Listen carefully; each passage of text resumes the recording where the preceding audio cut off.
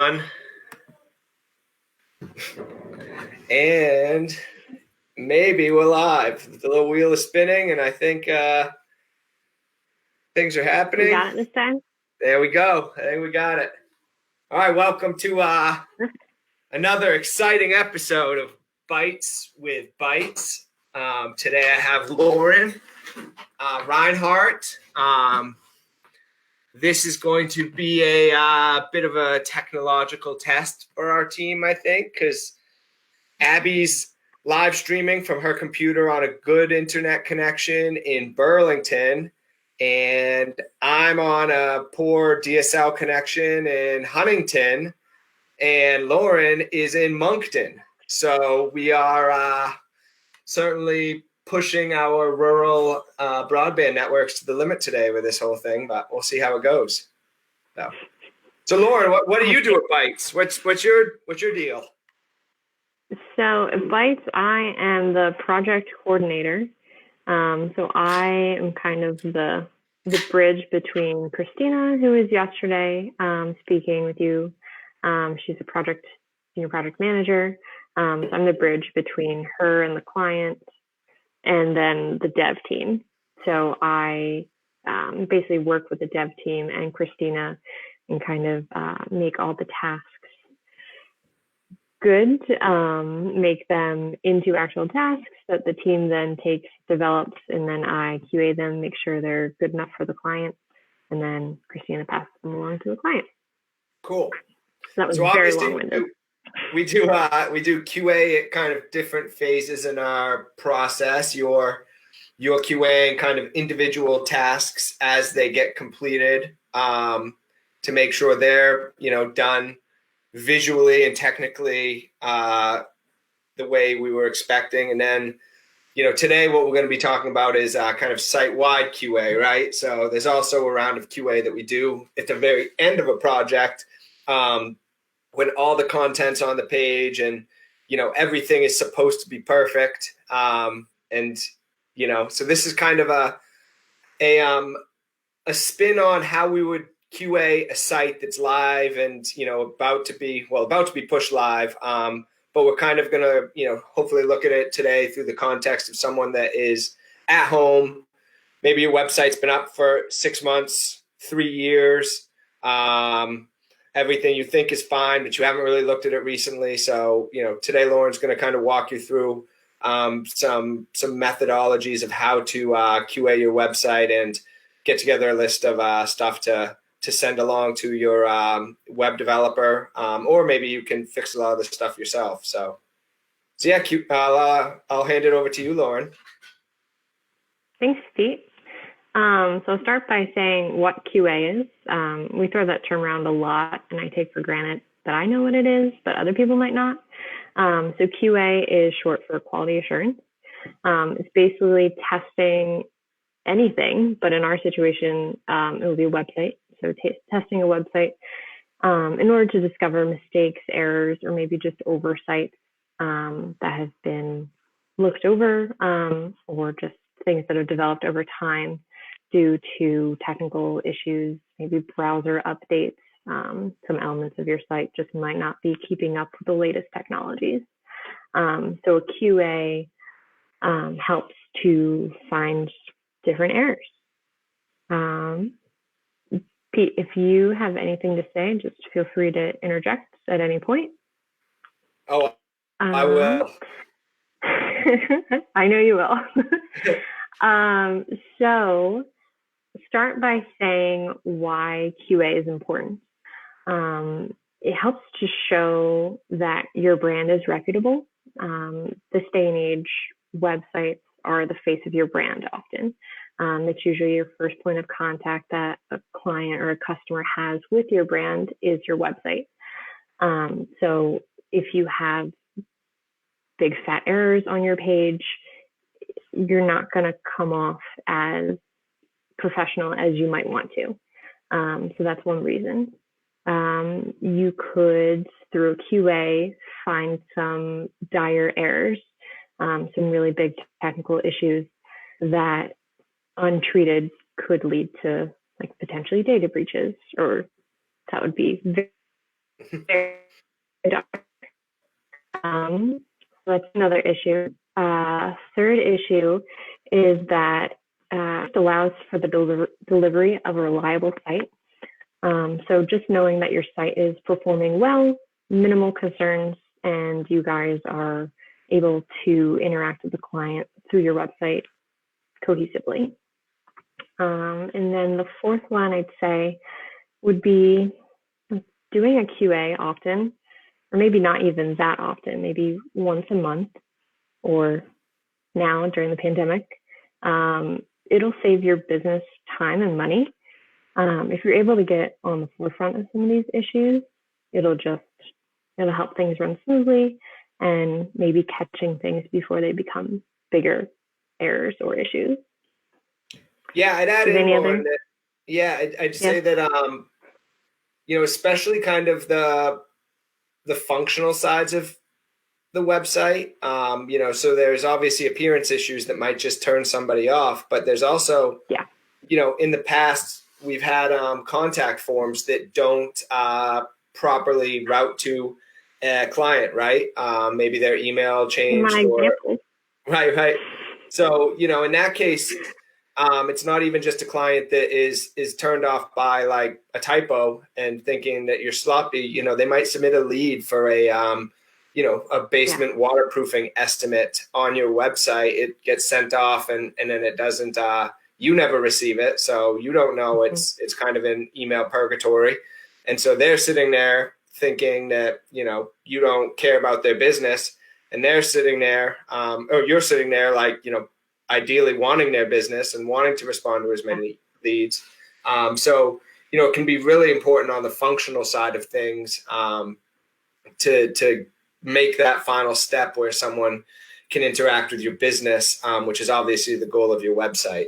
And then I just add too that, QA, when we started Burlington Bytes, it was a desktop thing. We were just looking at kind of, how does it perform on the laptop? Is everything look okay? And, obviously in the 10 years we've been in business, mobile and tablets, and, now we're getting into like virtual reality and stuff. There's this explosion of different devices and different browsers that we need to test for. So now more than ever, you want to make sure you have a consistent experience. People aren't just going to visit your website via their laptop. They might visit the website on their laptop at home when they're doing initial research, and then maybe they visit the laptop or your website on their phone when they're in the car and thinking of potentially stopping by. So, as they move between their own devices interacting with your business, you want to make sure they have a consistent experience so that they can find what they're looking for.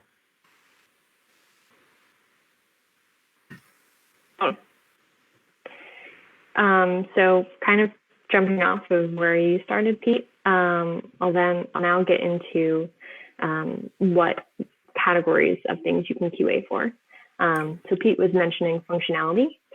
And the example of the contact form not submitting to the right email address is a prime example of something not functioning as it should be functioning.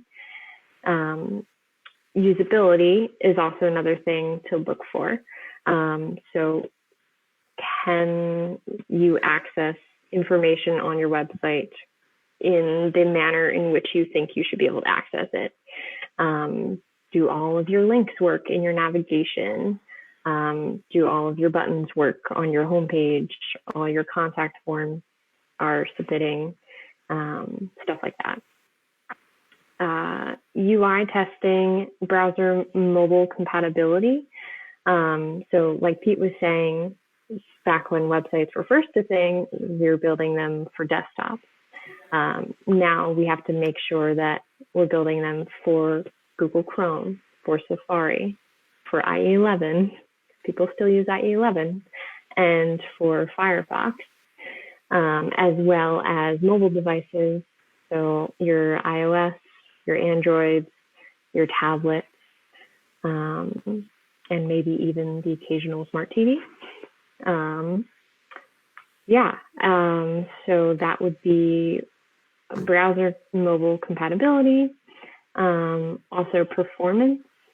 Does your website take 5 seconds to load the homepage? 5 seconds doesn't seem like a long time, but when a user is on their phone or their laptop waiting for a page to load, I'm sure we can all attest that it's very frustrating to have to wait more than like a half a second for something to load. And then the last thing that we test for would be e-commerce. If you have an e-commerce site, that your e-commerce is functioning as it should be. This shouldn't be an issue if you have an existing website, because if your e-commerce site wasn't functioning as it should be, should have been a very red flag, and it should have probably already been addressed.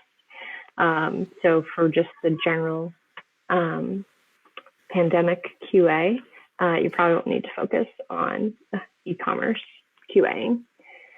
So those are kind of the categories. Pete, do you have anything to say before I kind of dive into some examples? No, I think this dovetails with our conversation yesterday with Christina too, where we were talking about user personas. Who are the people using your website, and creating kind of a rich story around the person. Who are they? What are their goals? Why are they on your website? And then creating the scenarios. And so the scenarios are kind of the actions that they take as they move through your website with different goals. So as you're QAing the website, certainly it's easy to just pull it up and start clicking around and looking for stuff that's broken. But, once you've done that and have found kind of the obvious low-hanging fruit errors, one thing we'd recommend is QA scenarios.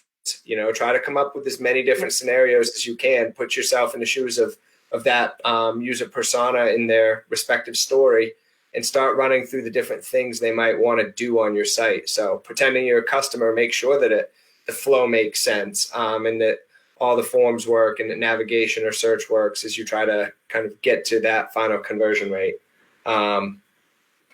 Just make sure you're really kind of taking a real world approach to this as much as possible. And sometimes the personas and the stories and the scenarios are a pretty easy way to do that. Yeah. Okay, so I'm going to go over an example of our Bytes site. To give a little bit of a background, we rebuilt our site, Pete, last year, I believe. The year before. Year before, okay.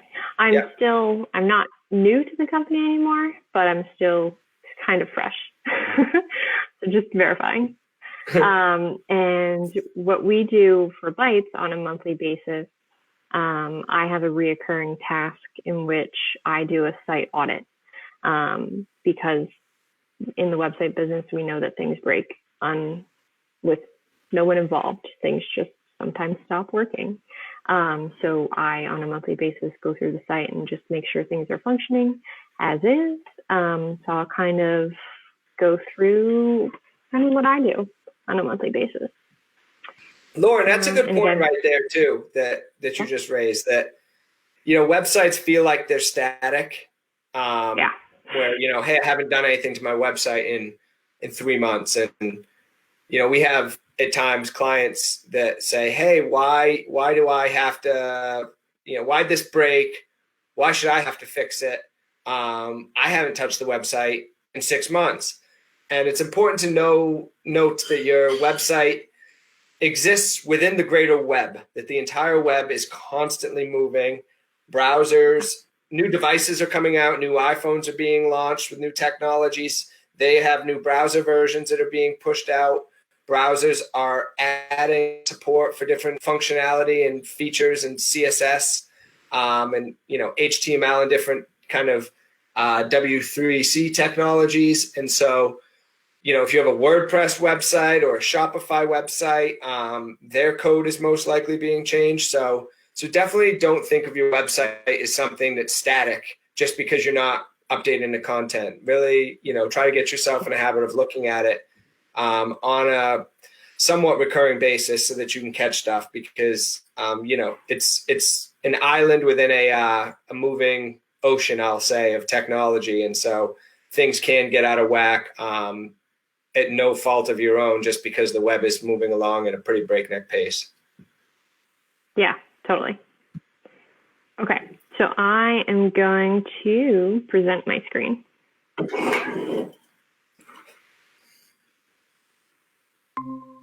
Okay, so we have the Bytes site here, and I'm just kind of going to go through what I quickly check, like a 5-minute QA. So I like to start at the top, and up here we have these links.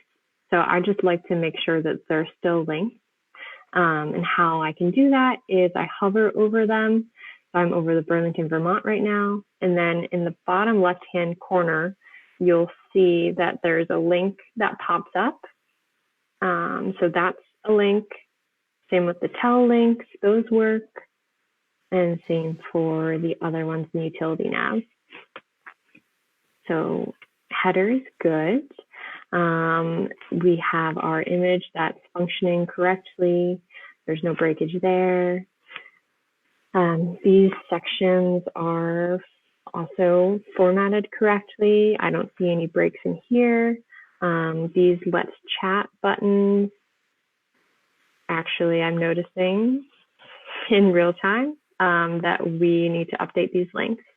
So this chat must have, oh, never mind, I was wrong. So if we click let's chat, that pops up our contact form, which is what we want to happen. So that'll have our contact form, and then from here, yep, so that's working too. So we can click on the chat.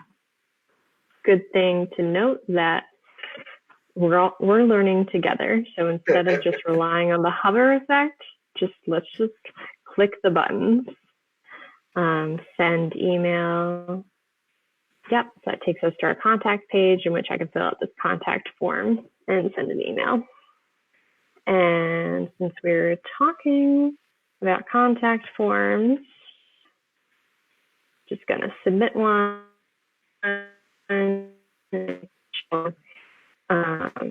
I get that I'm able to submit it. Perfect. Sweet. So I got a contact. I was able to submit the contact form. We'll have to verify later that the appropriate person received that contact form. I received it. We're good. You did? Sweet. Yeah. Yes. Okay. I was a little nervous at first. I ran into what I thought was an issue. I'm like, oh no. Okay. So back to the home page. Our featured project block is working correctly. If we click into, we'll say Hubbard and Forge. Yep, and it's looking, yep, so it's going to our portfolio page and just making sure that things are showing up correctly. Yeah, so that's working. One thing I want to note also, something that I noticed a few months ago, when you adjust the size of your browser, Pete, can you see me adjusting the size? Yeah, you're good. Okay, cool. So just making sure that elements within blocks or sections adjust as you're adjusting. So notice how this featured projects is expanding and then reducing in size. And then we've gone down to a mobile view here. So yeah, this is looking a good point. Yeah. This is a, with our websites, we build them with a grid called Bootstrap to make them, they're responsive. And Bootstrap is a column system.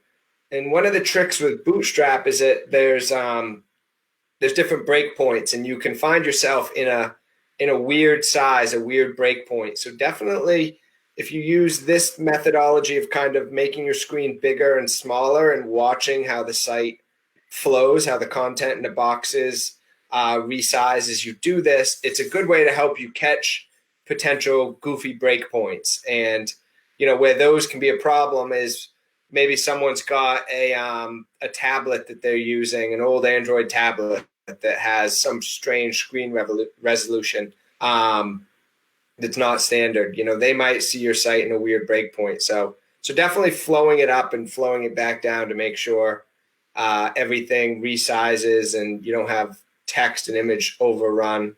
Yeah. That's definitely a smart move. Yeah. Sweet. So it's looking pretty good. We'll just check out a few more pages. And then I'll show you guys how we test different browsers and mobile devices to make sure those breakpoints are working. So we've got these buttons. We've tested them on other pages. These seem to be linked. All these pages seem to be working. Elements are loading. There's no lag time in page load. So we seem to be good here. So I'm going to move over to browser testing. So I am on a Mac. I unfortunately don't have IE11 on my test. I rely on this application to test different browsers like IE11. Assuming you're home, you don't really want to download and pay for this application. All you have to do really is just jump on other computers, or maybe send someone a link who you know has a Mac or who you know has a Windows computer. If you have a Mac computer, and say, hey, can you open this? Does this link function? Kind of make it like a group effort, because sometimes someone else might catch something that you don't catch, and generally I find it's better to have more eyes on something to once we fall into the crack. On that point, typically we do kind of at the end of alpha development, we'll provide the link to the client, and at that point it makes sense to have them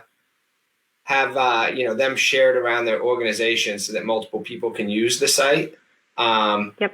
So wherever you can kind of crowdsource your QA, we always provide the link to the client at the end of alpha development because we want them to share it around and find issues.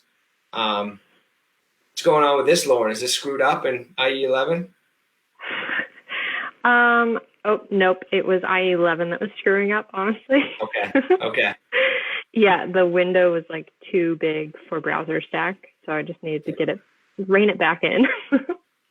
Yeah, and another thing that we've run into in the past is ask about browser and device requirements early. Yeah. Because there's been times in the past where we built a site for UVM Medical Center, or we had one electrical supply company we worked with, and it turns out every computer at this electrical supply company was running an old version of Windows with an old version of Internet Explorer as their only browser. So definitely ask up front if there's any special browser requirements you need to be testing for, and then also, share your site with various stakeholders, especially if you've got a population of users and visitors that are maybe older and are going to have less modern technology, and then it gives you an opportunity to let them find bugs with whatever random setup they might have from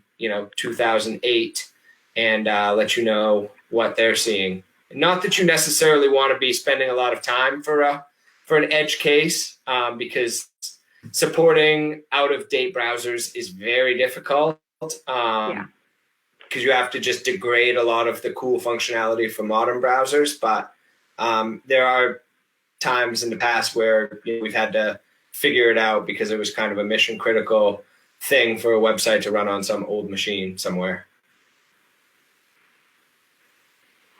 Yeah, totally. So this is looking good in Firefox and IE11, which, in my opinion, seem to throw the most errors. So if I go into Android, because I'm an iPhone user, so need to test Android on browser stack. Can't do it on my personal device. Browser stack lets me pull in test on other browsers and mobile devices. So yeah, Pete, I think whoever built this a few years ago did a good job, and we've, not to pat myself on the back, have been doing a fairly good job QAing too. Right, that's what I would say. Whoever's QAing it is keeping it in a good place. Yeah, cool. Okay. So why don't we real quick show people how they can QA with Chrome, kind of the inspector, and Okay. and also let's say you are QAing. Yep. I gotta stop touching my face. I know I'm at home. I keep touching my face on these videos. I do that too. Yeah. But I guess one of the things that this is totally out of order, but I guess that's kind of the name of the game with these Facebook Lives we're doing. As you're doing QA at home, how do you, what do you need to collect basically to send some issues to your website team or to your marketing person? What we'd recommend doing, if you don't have like a project management tool, is maybe making a spreadsheet and make a column for the URL. What's the page that you were on? Make a column for the device and for the browser so that someone can replicate it. That's an important thing we don't see a lot of the time, is someone says, my website's screwed up and it's doing this. And so make sure that, and we can't fix it. We can't replicate the issue because we don't know what browser they were on or what their configuration of their computer was. So put a column for the device and the browser, and then a column for the issue that you've encountered and how you think it could be fixed if you've got a suggestion. And then probably as well, priorities always help, because if you let's say you spend 2 days doing this and you have 100 different issues and you got to send that over to your web team, putting a 1 to 10 priority system in place will help people understand what to squash in what order.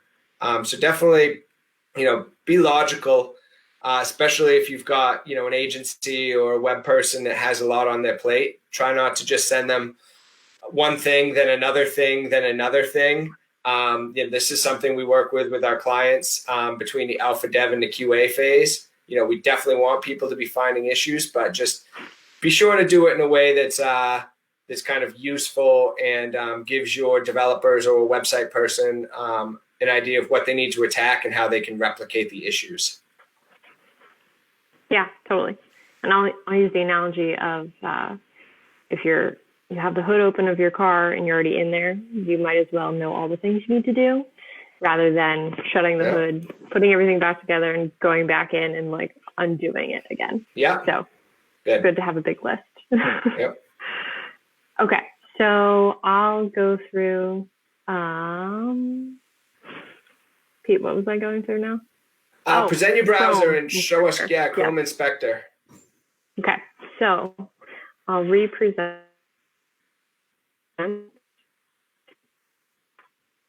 So use the Bytes site again. And again, we're on Chrome. So right click on Chrome and click Inspect. And this will bring up, it's in a different window, but this will bring up Chrome's Inspector, which we often use to check things out as well. There's a lot, don't get intimidated by this. There's a lot of code here, which sometimes I tend to just ignore because that's a little bit above my expertise level. But what I like to do is select this button up here. And what I can do is you can click over things. You can see all sorts of elements. It'll highlight elements as you're going. And it also allows you to toggle different devices. So right now, my browser has changed to a Pixel 2 device. So again, if you don't have browser stack, like most people don't, and you don't have different devices, you could use the Chrome extension to check out what your site would look like on an iPad.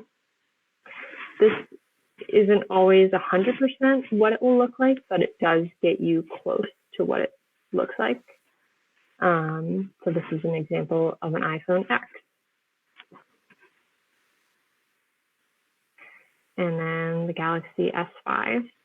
And how Pete was saying earlier, how Bootstrap has different breakpoints. You can see the breakpoints up here.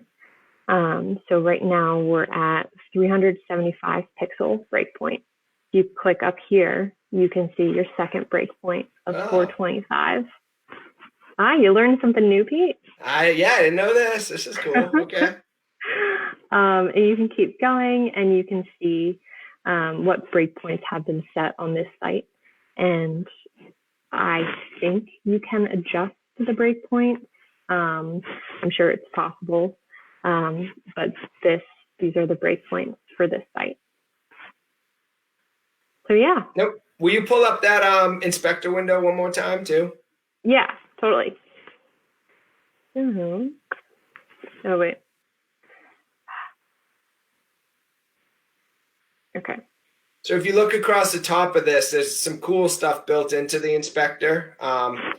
It's important too to note that you can't break your page by looking at the inspector. So even though there's code on this, don't think that you're like editing your live website and you can screw it up. And this is read only. But if you look across the top and you look up at the audits on the top right of the site of this window here, you click on audits, Lauren.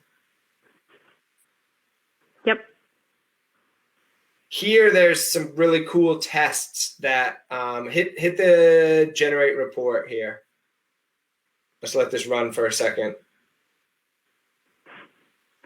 So there's some really cool tests in Chrome that you can use to test like page speed. You can test accessibility in here.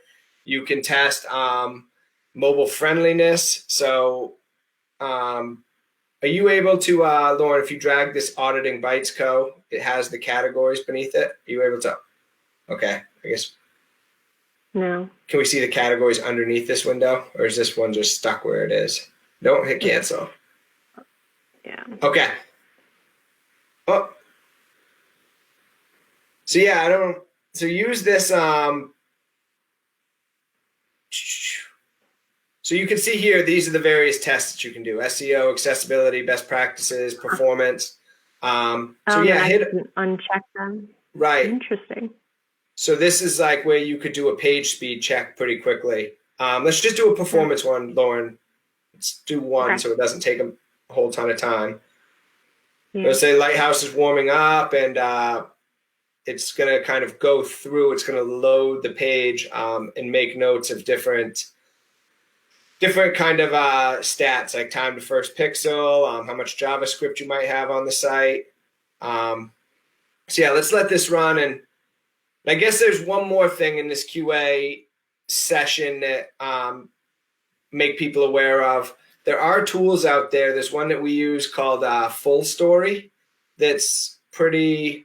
You can just keep that screen back up, Lauren, so we can see what the Lighthouse results look like when they load. So there's a tool called Full Story that we use sometimes. We don't keep it on the site all the time because you got to pay for it, but we use it a lot if we have a client whose customers are reporting. I guess we're not going to do this today. If a client's, try that one more time. If a client's customers are reporting something like, hey, I can't get any shipping rates in your checkout page, and it's something that we can't reproduce, what we'll often do is put Full Story on. And Full Story, it's a little big brotherish, and you definitely want to make sure you've got your privacy policy updated to reflect that Full Story is on a site, but it lets you watch users as they browse your website. And so this can be very helpful to find the issues that might be edge cases. Okay, I guess we're not doing this today. That we might not necessarily be able to just detect from our browser. So if your users are coming up with problems, definitely think of a tool like that. And again, it's also helpful for this kind of scenario mapping.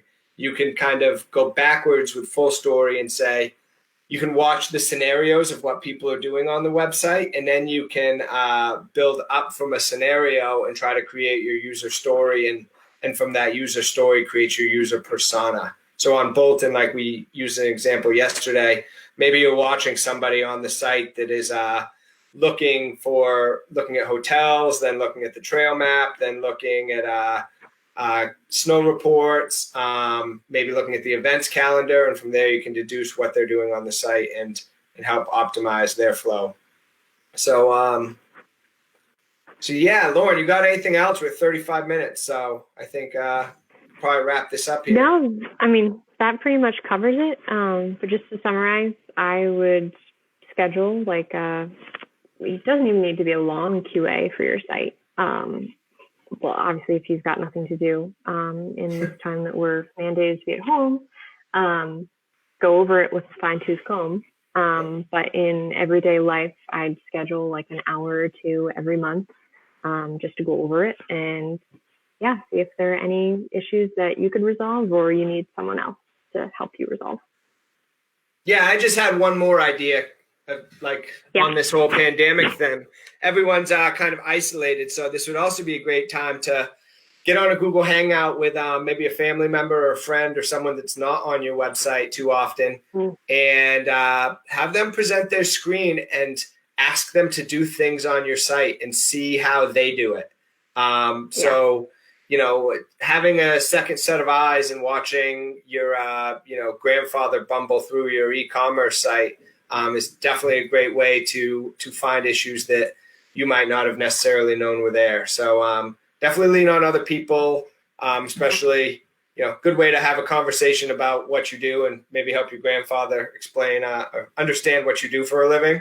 Or really anybody in your life, try to find somebody that maybe fits one of these user personas that would be using your site, and schedule a half hour with them and watch them move through the site and see what they encounter. So I guess the big thing here is there's a lot more to QA than just opening up your site and, clicking around on it. Ideally, you want to come up with some strategies and processes so that you can move through in an organized fashion and get it kind of front to back, left to right, top to bottom, make sure everything's all set. So yeah, thanks for doing this, Lauren. Thanks for having me. Yeah, I think we made it through this one without too many issues, technical glitches. So Rahu, and are you going to do the jingle today, or am I going to? I don't remember it. I'm wishing that I did like a little clip of it. You were the one that said everything rhymes with bytes, so certainly you can come up with, though. Right, so certainly you should be able to come up with something Oh my gosh. to rhyme with bytes. I will pull this turtleneck over my face right now.